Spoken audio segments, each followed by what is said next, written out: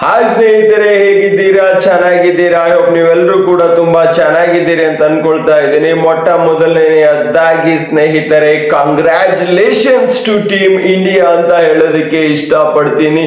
ಏನ್ ಮ್ಯಾಚ್ ಇತ್ತು ಗುರಿ ಇದು! ಅಬ್ಬಬ್ಬಬ್ಬಬ್ಬಾ, ಯಾವುದೇ ಒಂದು ತಂಡ ಕೂಡ ಮಾಡಿರುವಕ್ಕಂತ ಸಾಧನೆ ಇವತ್ತು ನಮ್ಮ ಭಾರತ ತಂಡ ಮಾಡಿದೆ. ಅದೇನಪ್ಪಾ ಅಂತಂದ್ರೆ ರೆಕಾರ್ಡ್ಸ್ ಮೇಲೆ ರೆಕಾರ್ಡ್ಸ್ ಆಗಿವೆ. ಯಾವುದೇ ಒಂದು ತಂಡ ಇದುವರೆಗೆ 3 ಬಾರಿ T20 ವಿಶ್ವಕಪ್ ಅನ್ನ ಗೆದ್ದಿಲ್ಲ.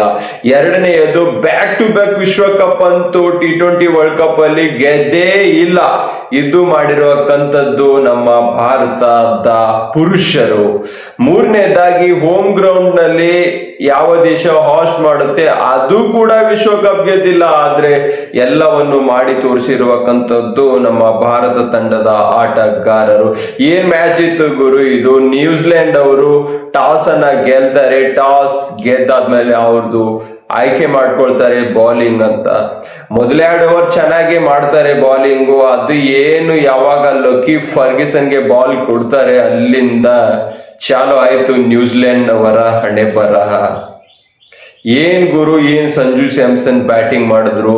ಅವ್ರು ಸೆಂಚುರಿ ಮಾಡ್ಕೊಳ್ಳಕ್ಕೆ ಅವಕಾಶ ಇತ್ತು. ಆದ್ರೆ ಅವ್ರು ಹೇಳ್ತಾ ಇದ್ರು ಯಾವಾಗ್ಲೂ ಕೂಡ, I not think for century, I want only for team ಅಂತ ಹೇಳ್ತಾ ಇದ್ರು. 88 ರನ್ ಹೊಡೆದ್ರು ಗುರು.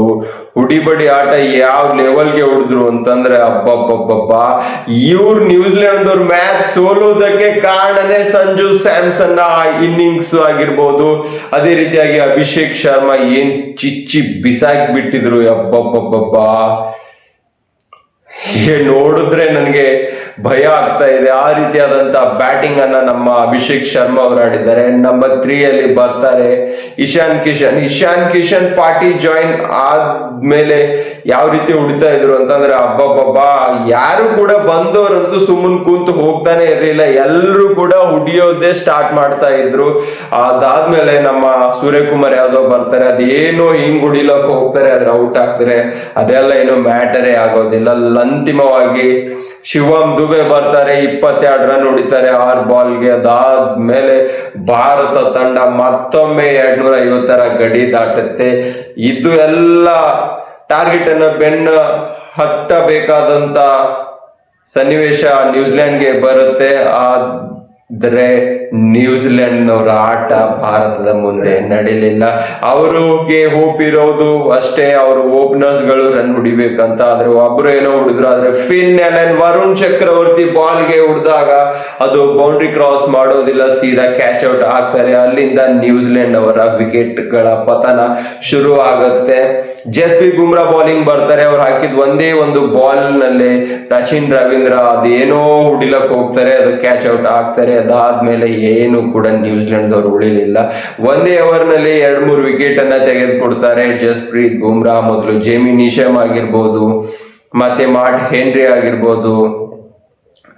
ಅದೇನೋ ಅಪ್ಪ, ಎಲ್ಲಿವರೆಗೂ ಜಸ್ಪ್ರೀತ್ ಬುಮ್ರಾ ನಮ್ಮ ಭಾರತದ ತಂಡದಲ್ಲಿ ಇರ್ತಾರೆ ಅಲ್ಲಿವರೆಗೂ ಕೂಡ ವಿದೇಶಿ ತಂಡಗಳಿಗೆ ಭಯ ಅಂತೂ ಇದ್ದೇ ಇರುತ್ತೆ. ಏನೇ ಆಗ್ಲಿ, ನಮ್ಮ ಭಾರತ ತಂಡದ ಆಟಗಾರರು ಮತ್ತೊಮ್ಮೆ ವಿಶ್ವಕಪ್ ಅನ್ನ ತನ್ನ ಮಡಿಲಿಗೆ ಹಾಕಿಕೊಂಡಿದ್ದಾರೆ.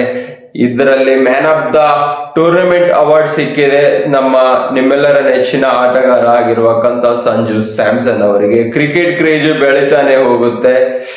ತುಂಬಾ ಖುಷಿ ಆಗುತ್ತೆ. ಎಂಜಾಯ್ ಮಾಡಿ ಸ್ನೇಹಿತರೆ. ನೀವೇನಾದ್ರೂ ಹೊಸಬ್ರಾಗಿದ್ರೆ ದಯಮಾಡಿ ನಮ್ಮ ಚಾನೆಲ್ ಅನ್ನ ಸಬ್ಸ್ಕ್ರೈಬ್ ಮಾಡ್ಕೊಳ್ಳಿ. ಒಂದೊಂದು ಸಬ್ಸ್ಕ್ರೈಬರ್ಸ್ ಆಗಕ್ಕೆ ತುಂಬಾ ಕಷ್ಟ ಪಡ್ಬೇಕಾಗತ್ತೆ. ಅಂತದ್ರಲ್ಲಿ ನಾನು ಯೂಟ್ಯೂಬ್ ಚಾನೆಲ್ ಅನ್ನ ಶುರು ಮಾಡಿದ್ದೀನಿ. ದಯಮಾಡಿ ಸ್ನೇಹಿತರೆ, ಹೊಸಬ್ರಾಗಿದ್ರೆ ಪ್ಲೀಸ್ ಈ ಚಾನೆಲ್ ಅನ್ನ ಸಬ್ಸ್ಕ್ರೈಬ್ ಮಾಡ್ಕೊಳ್ಳಿ. ಈ ಚಾನೆಲ್ ಅನ್ನ ಬೆಳೆಸಿ. ಸಿಗೋಣ ಮುಂದಿನ ವಿಡಿಯೋದಲ್ಲಿ. ಟೇಕ್ ಕೇರ್, ಬಾಯ್ ಬಾಯ್. ಜೈ ಕರ್ನಾಟಕ, ಜೈ ಇಂಡಿಯಾ.